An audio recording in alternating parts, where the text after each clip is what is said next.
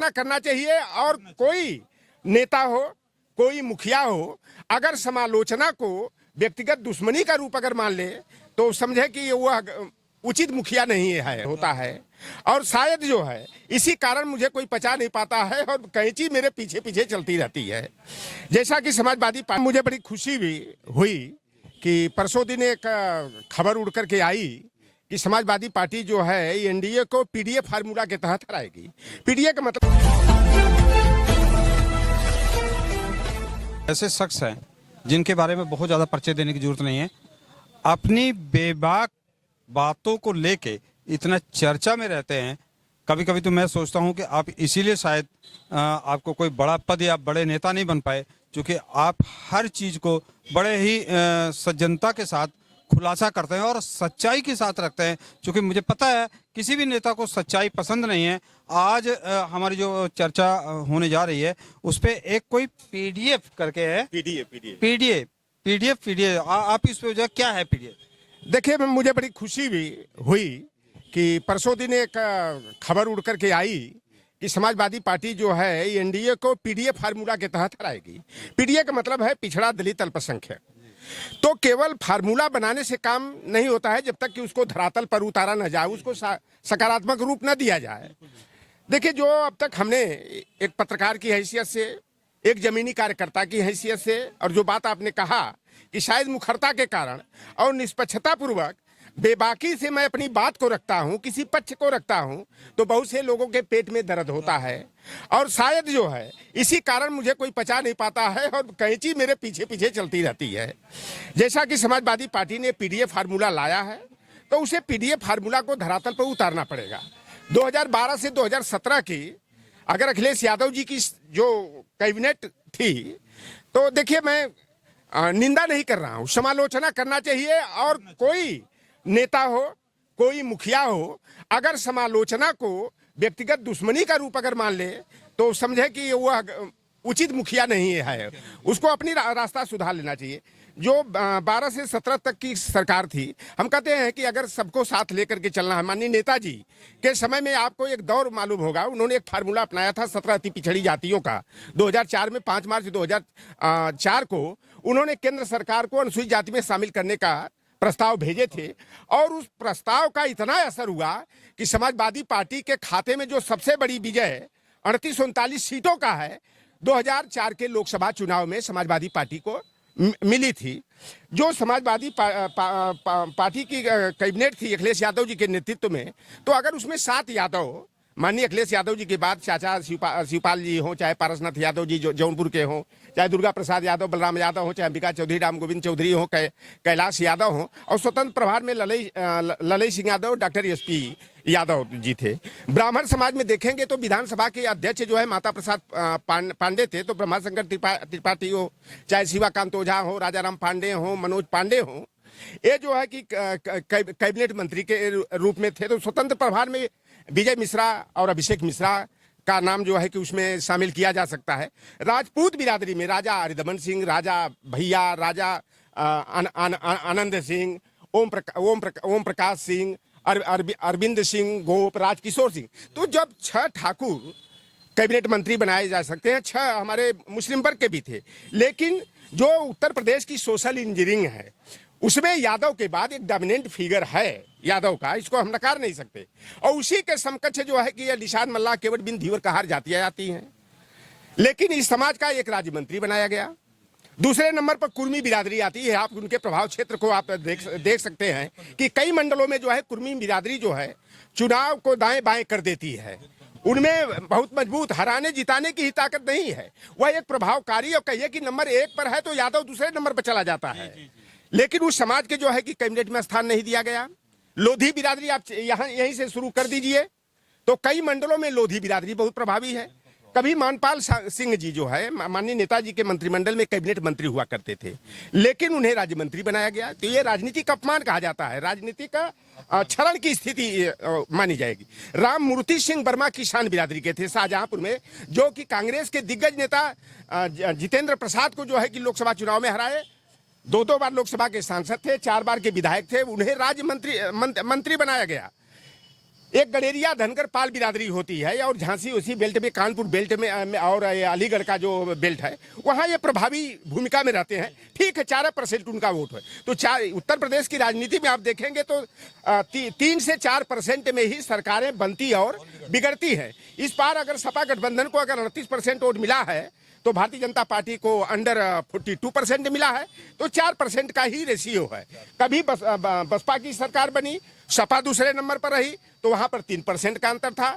सपा की सरकार बनी तो बसपा 3% से पिछड़ गई। तो ये 3-4% का जो खेल है यह उत्तर प्रदेश ही नहीं देश की राजनीति में जो है तमाम राज्यों में बहुत प्रभावकारी होता है।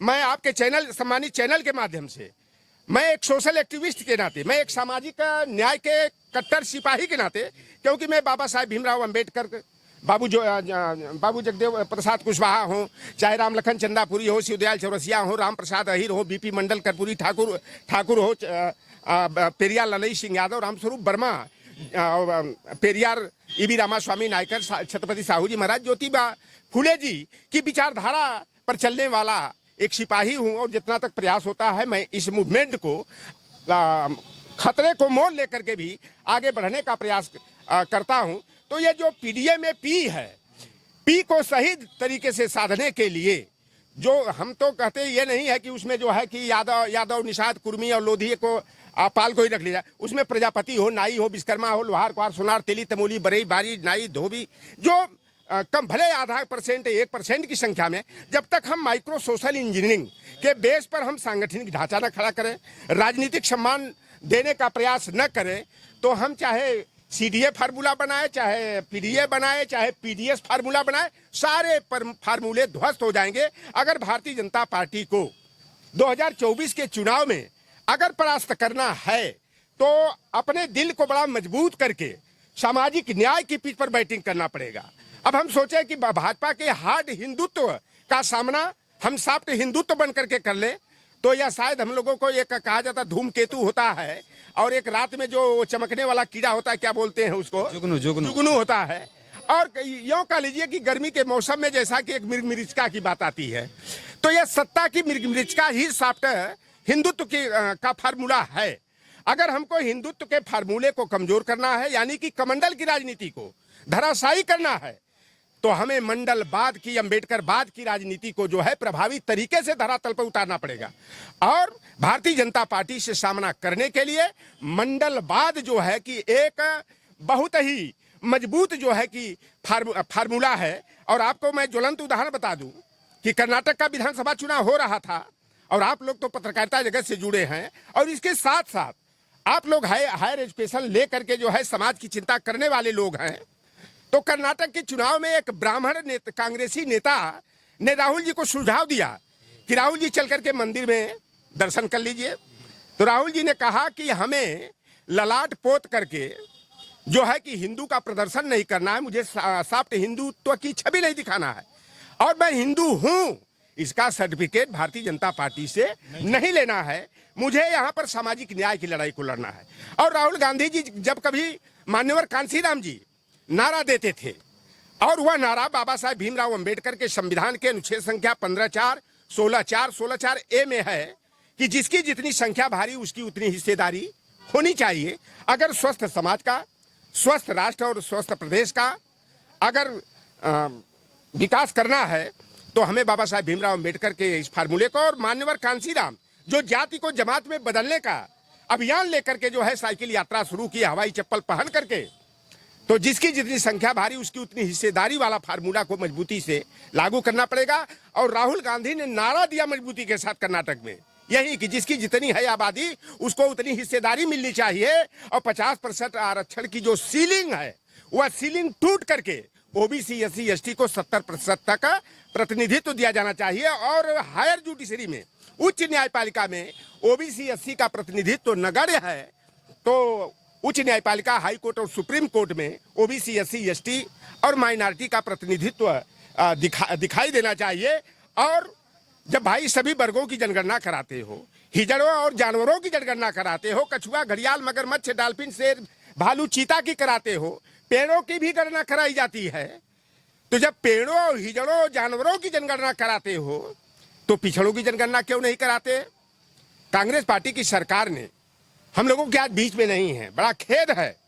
माननीय नेताजी, नाम लेने की जरूरत नहीं है, अगर कोई सुभाष चंद्र बोस के बाद अगर कोई एकमात्र नेता नाम से जाना जाने वाली शख्सियत पैदा हुई तो वह माननीय मुलायम सिंह यादव जी थे। और शरद यादव जी, जिनको सामाजिक न्याय का महान योद्धा कहा जाता है, और मंडल कमीशन के तहत जो पिछड़े वर्ग को 27% आरक्षण कोटा मिला है, तो सामाजिक न्याय के क्रांतिकारी योद्धा लालू प्रसाद यादव के बदौलत मिला है। और इन लोगों ने 2010 में लोकसभा में जो है जोरदार तरीके से अपने पक्ष को रखने का, अपनी मांग उठाने का कि जिस तरह से SC ST की जातिवार जनगणना होती है उसी तरह से OBC की भी जनगणना होनी चाहिए। और कांग्रेस पार्टी ने इस बात को स्वीकार करके जो 2011 का सेंसस हुआ था, सोशियो इको कास्ट सेंसस, सामाजिक आर्थिक जातिगत जनगणना, लेकिन दुर्भाग्य की बात है कि जो अपने को पिछड़ी जाति का बताने में, नीच जाति का बताने में नहीं अघाते हैं। देश के प्रधानमंत्री नरेंद्र मोदी जी अपने को कहते थे, मैं पिछड़ी जाति का हूं, मैं गरीब माँ का हूं, मैं नीच जाति का हूं, मैं नीच जाति में पैदा हुआ।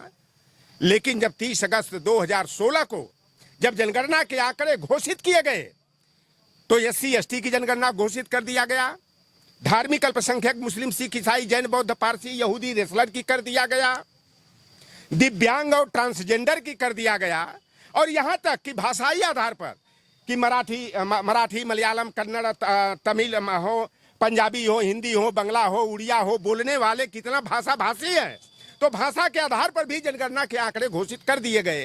लेकिन छल कपट करके पिछड़ों की आबादी को छिपा दिया गया। मैं तो उत्तर प्रदेश के जब जातिगत आंकड़े पर कोई परिचर्चा बड़े चैनलों पर देखता हूं, गोदी मीडिया पर देखता हूं, तो एक वर्ग ब्राह्मण समाज जो हमारे समाज में है, बड़ा चतुर समाज कहा जाता है और वास्तव में चतुर है, कि इनकी आबादी को 15% 16% दिखाया जाता है।